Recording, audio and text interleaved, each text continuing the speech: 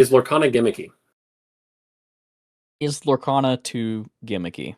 This is a big question that I've been asking myself recently, and I hate to blast it as our last segment here, but it's just a matter of fact. And Preston sent me this video the other day. It was very interesting. We were trying to keep up with Destination D23 stuff. We knew Ryan Miller was going to be there. I was really hoping that Ryan Miller would show up and we would hear more about Lorcana, potentially stuff coming to future sets. Really banking on the 3 Caballeros showing up and being there because they played a major role in Destination D23. He was there.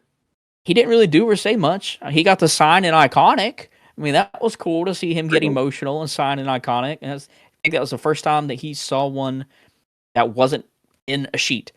So that was neat. But he took part in this interview. And we know that Ryan Miller, founder of this game, major part of this game and its growth, he was, I don't want to say recently, but in the past, the recent past, he was promoted from where he was to kind of like leader, I guess, of all of Lorcana and making sure that everything's flowing. And it's I forget his actual title. Preston can look it up while I go forth. But we know that he has not worked mechanically on a set since Into the Inklands. He's this man who was a genius whenever it comes to TCG design, worked for Upper Deck, worked for Wizards, and has spent years and years and years redefining TCGs, how they work, and brought this from the ground up, foundation up, stopped. I don't want to say he still plays a role, but he has not been there hands on every day, mechanically creating and producing things that are part of this game since Into the Inklands, which that's when we got locations, right? Here's my thing. Locations were cool. They were cool until they weren't cool, right? I know it's a love-hate relationship. Some people like them, some people don't. Still remember that DLC deck that ran 20 different locations in it. But we also spent different sets just now. As the Right Sea, we had locations. Arcasias, we did not. Reign of Jafar, we did not. Fabled, we have no mechanically new locations, and a lot of them were rotated out. Very, very few were brought back to begin with. Next set, when we go into Whispers in the Well, we're in the Well. We're in the Great Illuminary. Will there be locations then? Because if you go story-wise and you have the same argument that we had about Arcasias of the story is taking place on Arcasia's Island, there doesn't need to be locations. Well, the story's taking place in the Well. There doesn't need to be locations then either. Can we get a room? At this point, it's... The locations we have room? Yeah, right? Yeah, I mean, that was my argument in Reign of Jafar. Give us the throne room. Give us the treasury. The places that we kind of got as the difficulties in Palace Heist, we never actually got as locations. All those different obstacle courses that Arcasia had built. So to me, locations became gimmicky. Dual Link was introduced. Just sat here and talked about how all the Illuminaires dual wield ink. Great. We got all the way up to this point where Dual Link was a thing. We finally learned how to use it. Fantastic. We got it for what, 2 sets? 2 sets. And we were very Jafar excited. And Arcasias? Super excited. Now what? Fabled comes out. Very few mechanically new cards. Not a single one of them. Even with Singers now being part of Ruby, you did not even like make them Dual Link or anything. I mean, you could have very well made them Amber Ruby and make the Singer actually make sense rather than just saying, hey, you know what? They just need to be Ruby because they need to be Ruby. We had no Dual Link cards. Not a single mechanically new card. So again, gimmicky. You bring up a good one here. I see you added was the alternative shift. We've talked about this a lot. I really like Li Shang. Yep. I know that there's a Olaf and I think Aladdin that you put in the notes here. Diablo. Who, for him to shift, Diablo. Aladdin, for instance, you discard a location card to shift him.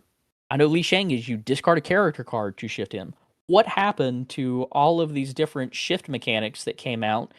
It may have only been one set that had this. I think that was it. So 1 or 2 sets at most. That was it. And that really surprised me because it was like, oh, we don't have to pay ink to shift things now. You have to pay something. One of the more recent ones too, and one that I've talked about with a few other people here locally, is the Vanish ability. The Vanish came out. We had very, very few Vanish characters that came out in Arcasias. And then we had a few more come out in Reign of Jafar during the big battle there with him. That was it. that was it. Got two And that was sets out of the Vanish ability. that was my fear, is that I hope they didn't introduce the Vanish ability just for Jafar.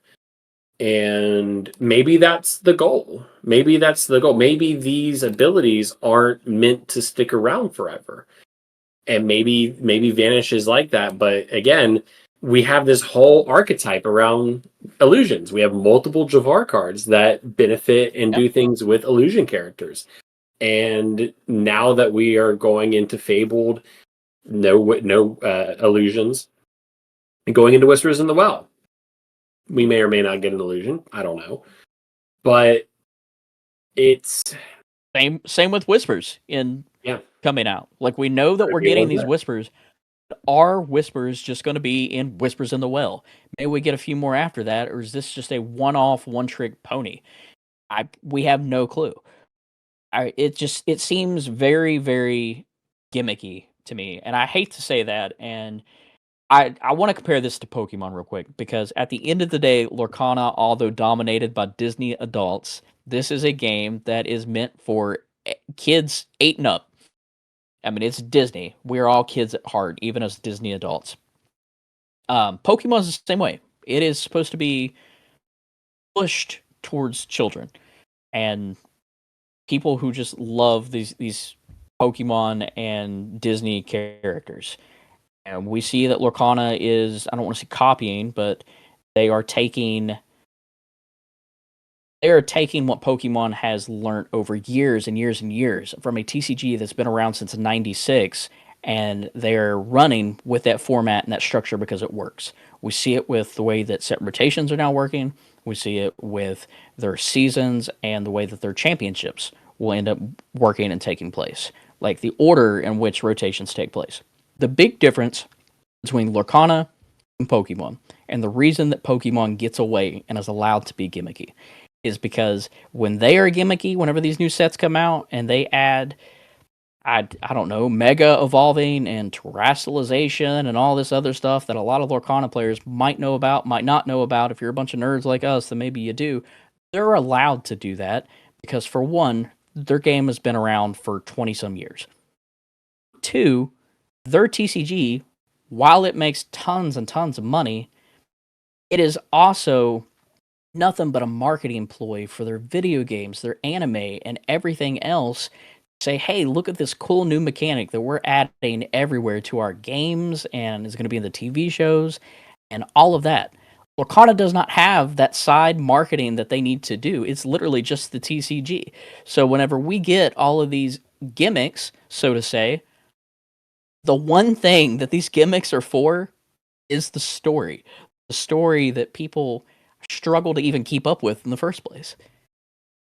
This is where I would have really liked to have somebody like Steve or Ryan or somebody, because this would have been a perfect question to ask at Gen Con, of if we can just know the answer. If it's intentional and it's supposed to be story and thematic, then great. I think we can stop wondering a little bit. But I think whenever these mechanics are brought out, at least as somebody who's never played TCG before, I expect it to stick around for a little bit. It's something new we got to get used to. And then whenever they stick around for 1 and 2 sets and then disappear, I'm like, oh, okay, like that's interesting. But if it's thematic, great. I would love to ask somebody that question and just be like, and if it is thematic, which I think me and you are on the same page that it is thematics. If it is thematics and it is story related, great. How can we do a better job, us as content creators, you as Ravensburger, who are trying to showcase the themes of these sets? How can we all do a better job to showcase that theme and these thematics and the story that is actually taking place from set to set? Yeah. To be continued. Maybe that well has a lot more answers than what we think there are. Maybe But so. maybe.